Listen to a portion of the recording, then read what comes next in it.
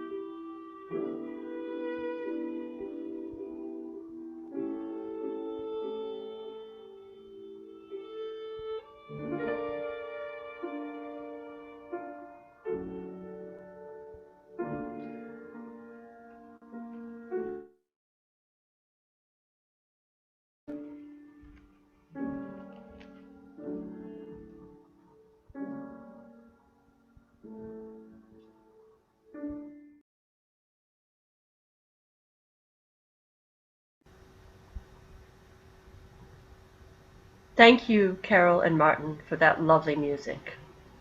I will now light the chalice and read the words of our chalice lighting number 481 by Nancy Wood.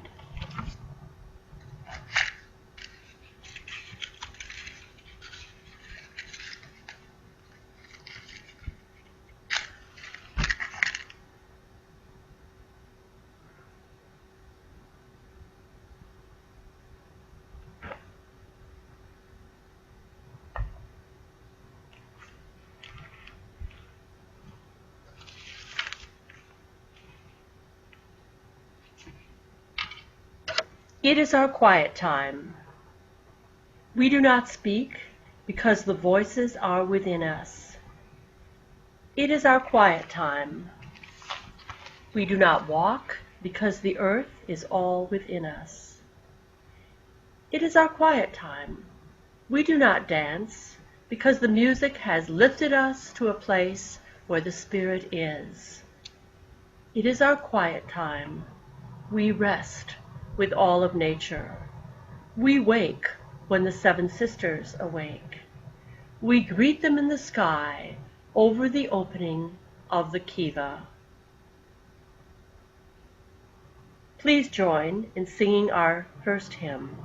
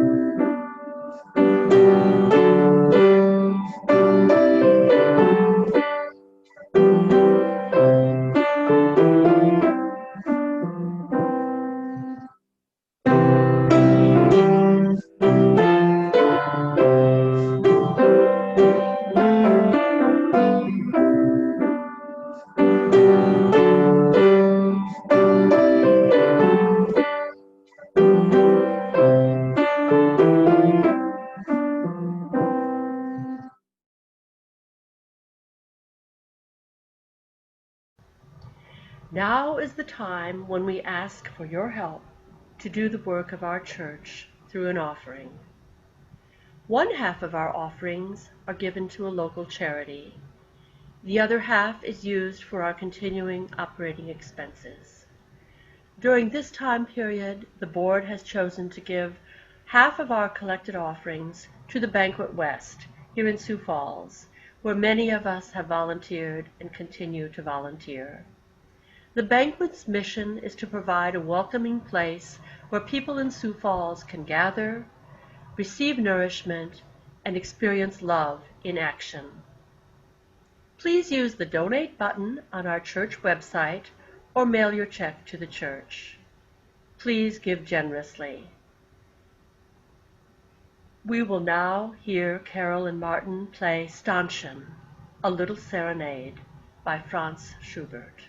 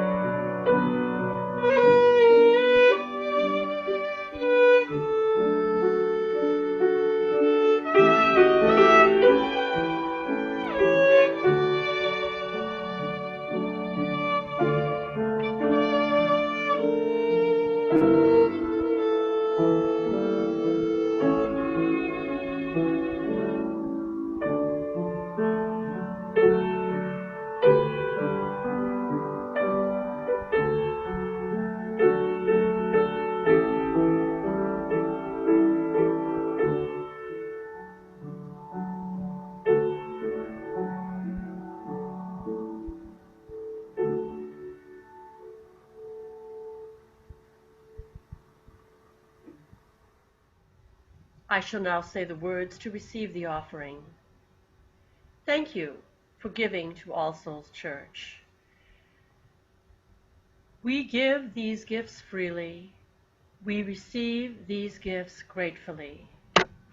We dedicate these gifts to the work of our congregation, serving human wholeness, caring for our planet, upholding religious freedom, welcoming the stranger, loving one another.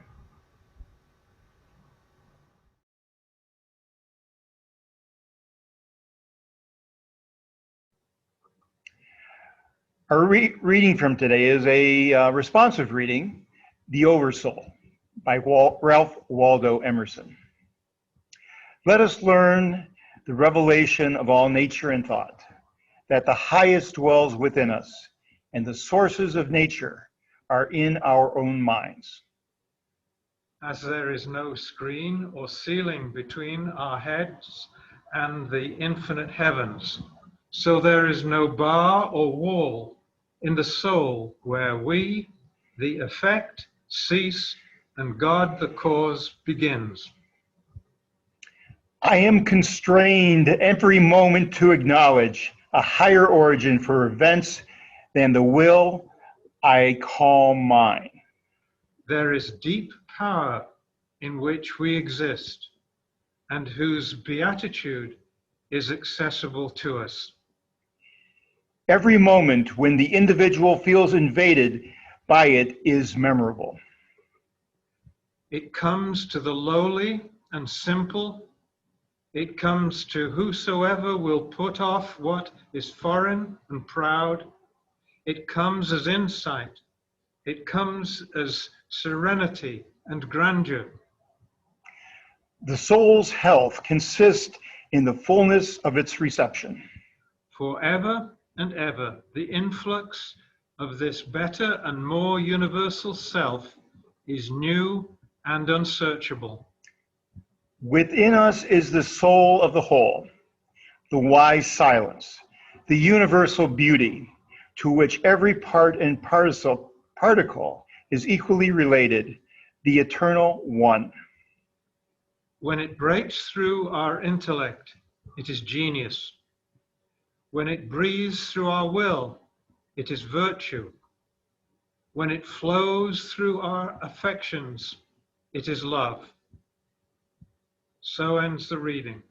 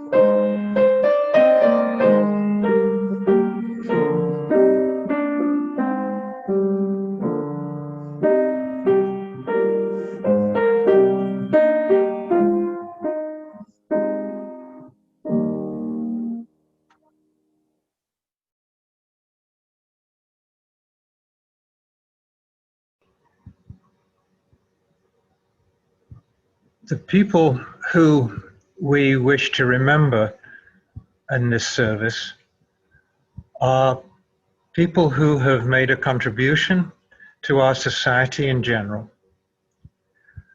There are also people that we want to remember who we have known personally. And so it is with those two themes in mind that we begin. There will be an opportunity afterwards to add your contributions. So let me start by mentioning two people from our congregation who died last year. And we've had memorial service for Mike Standing Soldier. Some of you would have been there. But for Tom Hoole, we haven't had a service. And Tom donated his body for science. And so his contribution after death continues in the University of South Dakota Medical School.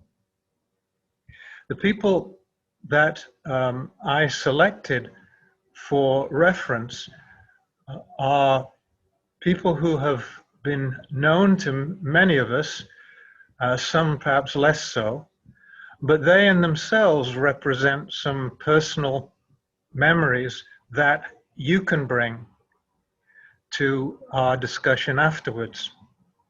To give you, for instance, my first person that I looked at among dozens of people who are famous who have died from COVID.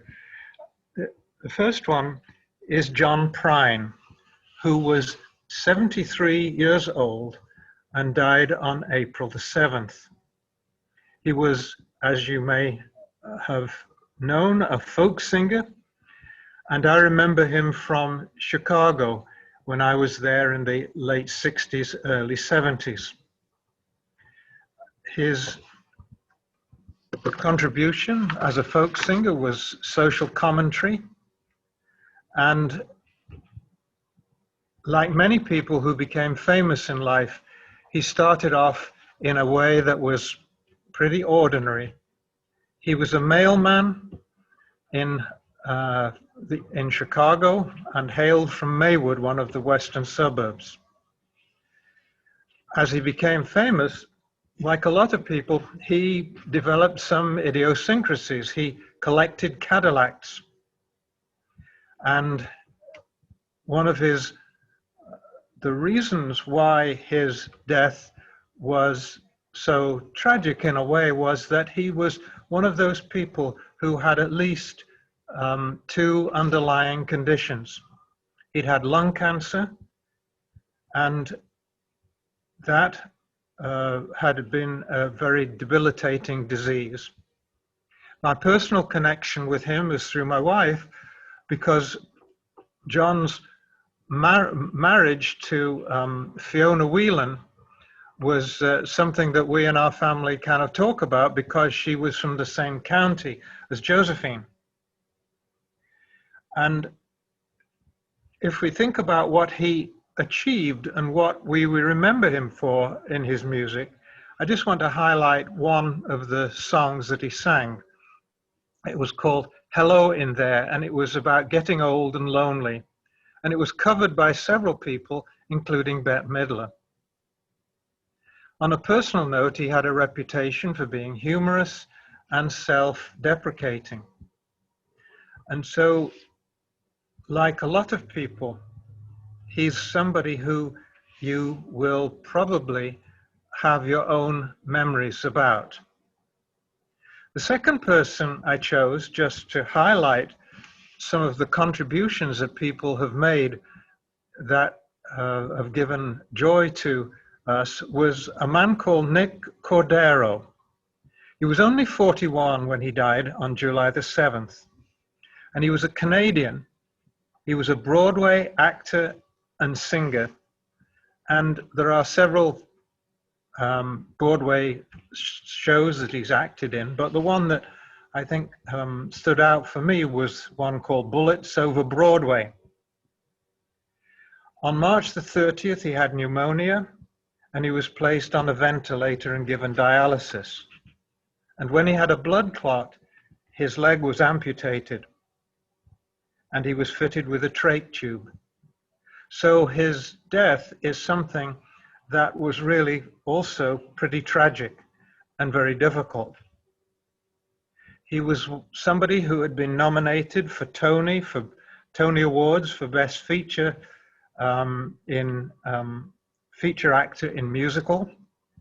And he was married to a woman called Amanda Kloots, who was a dancer. And they had just had a son in 2019. The third person that I'm thinking about was also in the public eye, and his death was fairly public because he had died after attending a Trump rally. Herman Cain, who was sometime a candidate for the presidency, was a black man who was the CEO of Godfather's Pizza. He opposed the wearing of face masks, but he was a man who had a master's in computer science, and though he had survived colon cancer in 2006, I suppose this made him vulnerable to COVID. And so he succumbed to it at age 74. He'd had a career in Coca-Cola, Pillsbury, Burger King, and Godfather's Pizza. So he was well known in the food industry, I suppose, not to mention the political scenario. And his achievement was to set up a PAC fund called Black Voices for Trump. And he was also part of a group which I think was a think tank called Americans for Prosperity.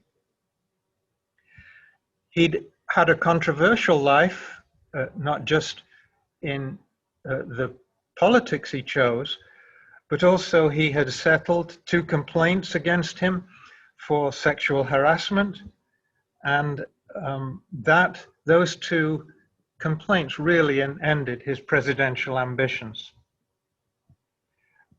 He was married to a woman called Gloria Etchison. They had 2 children and 4 grandchildren.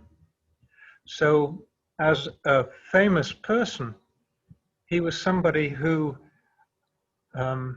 created both strong loyalties and also somebody who other people really couldn't stand. And I thought I'd mention him in the spirit of bringing some variety to the kinds of people who this disease has touched. Another person that that I consider is also a singer, Charlie Pride. He was 86 and died on December the 12th. And he had an interesting career in the sense that he was a pitcher in the old Black Baseball League. And he got his start in singing when it was discovered that he could sing, and he was invited to entertain the crowds before the baseball game began. And that began his career, which achieved 52 top 10 hits in the country music chart, 30 of which were number ones. Because he was 86, he'd been drafted into the army, and he had worked in steel furnaces as a stoker. Unusually for a black man, he came from Helena, Montana, and they moved to Great Falls in '67 and finally to Texas, where he made contact with Chet Atkins, who launched his career. And I mention him as a black man because he once said that he was, first of all, billed as the first colored country singer, then as the first Negro country singer, then as the first black country singer, and finally as the first African American country singer. And one of the songs that he was well known for was called Kiss an Angel, Good Morning. So he married Rosine, his wife, in 1956. 2 sons, 1 daughter, 5 grandchildren, 2 great-grandchildren, and they lived in Dallas. Hi, I'm Greg Boris. A year ago, my wife Joan and I were returning from New Zealand and entering the new world of COVID. We'd heard rumblings about it when we were on our trip. Arriving back in Los Angeles, we saw nothing that previewed the stringent requirements now associated with air travel. Instead, it was the same herding of cattle through the immigration, with less than 0.1% of the people being masked up. In the ensuing weeks, we all came to know the names of people who died from COVID, starting with Li Wenliang, the ophthalmologist in Wuhan, who first alerted the public to the dangers of COVID. He was labeled a traitor to the state and persecuted. A few weeks later, he died at the age of 33. His alarm was then embraced by the Chinese government. The traitor was now a patriot. About the same time, Iran's deputy health minister coughed his way through a press conference on COVID, only to die of it a few days later. Since that time, over 500,000 people have died of COVID in the United States, and many more around the world. In my world of Sioux Falls education, 2 of my colleagues died of COVID. The first was Floyd Hunking. Floyd spent most of his career at Lincoln High as a counselor, and he also instituted the gifted education program there. The day after his death, I was bicycling home from work, and I saw one of Floyd's best friends raking his yard. And I stopped, as I often do, to say hi, and he looked particularly down. And he said, "I'm just really tired. My lawn raker is not here, and I have to do it all." And he sat down on the stoop, and we visited for a bit, and I bid him adieu. The next day, I saw Floyd's obituary, and I realized this guy was not down because he was raking leaves. It was because his best friend had died. Floyd died on November 2nd. The other person was a woman I worked with for some years in the school system as a school administrator, and that's Colleen B. Colleen was a principal at Edison, at Hawthorne, and several other places across the district. And she too died of COVID in February of this year. As people talk about COVID, some of the basic responses are such as masking and social distancing and washing your hands are being ignored because it's taking away our freedom or it's fake science. With these basic responses, you'd think it's not rocket science, but some people think it is. And it's with rocket science that I next turn. My cousin Ray was literally a rocket scientist. He was an aerospace engineer. That was his career until his recent retirement. He and his wife Diana had great plans, particularly to go to Ireland to see his alma mater, Notre Dame, play football this past fall. Well, COVID stopped that game. Ray grew up in Pittsburgh. I grew up in Chicago. And over the years, my family would go to Pittsburgh to see the relatives, including Ray and his family. They rarely came to Chicago because we had too many gangsters there. In fact, Ray's dad said that Ray should not visit us in Chicago when he went to Notre Dame because Ray's dad was afraid of the gangsters. But Ray went to Chicago anyway. He also traveled with the Notre Dame band, playing the sousaphone and experiencing Notre Dame bowl games. Being an aerospace engineer took Ray to Atlanta and Anaheim and finally to St. Louis, where he retired. He was the family member who looked after our Uncle Mike, who was living in Los Angeles and in his final years of his life. Over the years, Ray and I crossed paths, and it usually was at a family member's funeral. There we caught up on our respective lives, and Ray was really getting into doing the family genealogy.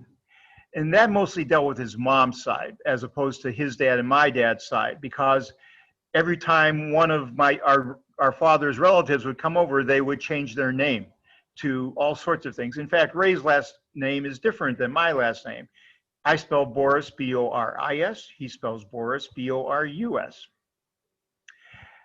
With retirement, the plan was for me to go to St. Louis, hang out with Ray and his wife Diana, do some genealogy. Well, COVID got in the way. Didn't travel down there this past year. In fact, it got in the way in more ways than one.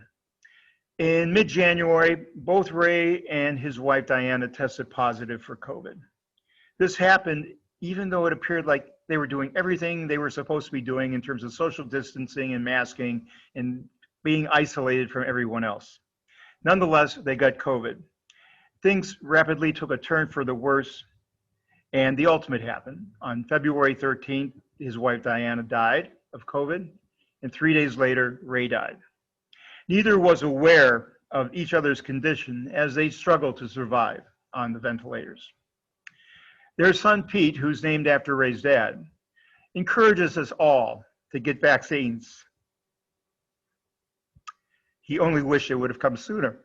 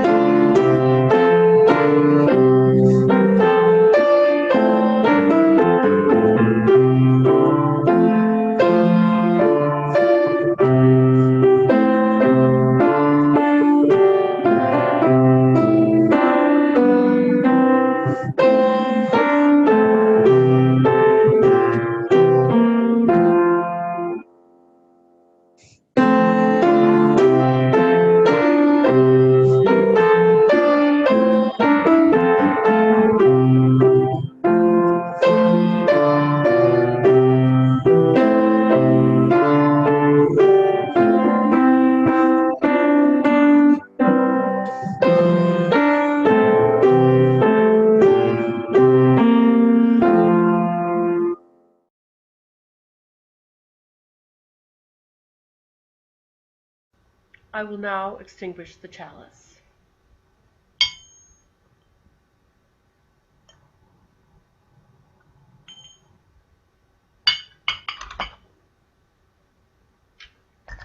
The chalice is extinguished, but the light goes with us out into the world.